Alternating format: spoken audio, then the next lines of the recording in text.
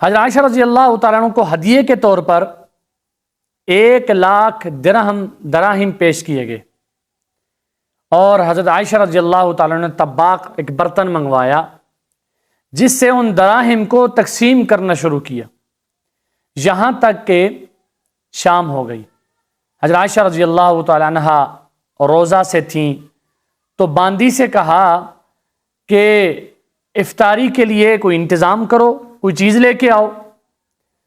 تو وہ باندی گئی اور 1 روٹی اور زیتون کا تیل افطاری کے لیے لے آئی۔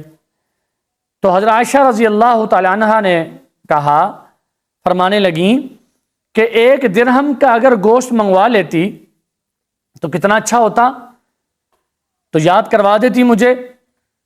تو وہ کہنے لگی کہ دراہم آپ نے سارے اللہ کی راہ میں تقسیم کر دیے، قربان جائیں اماں جان پر کہ اس حد تک صدقے کے اندر مردوں سے بھی بڑھ کر آگے کہ 1,00,000 دراہم اللہ تعالیٰ نے عطا کیے تو سارے کے سارے اللہ کی راہ میں تقسیم کر دیے۔ حضرت معاویہ رضی اللہ تعالیٰ عنہ کے دور حکومت کے اندر بھی حضرت معاویہ اماں عائشہ کے لیے ہدیہ تحائف بھیج دیا کرتے تھے۔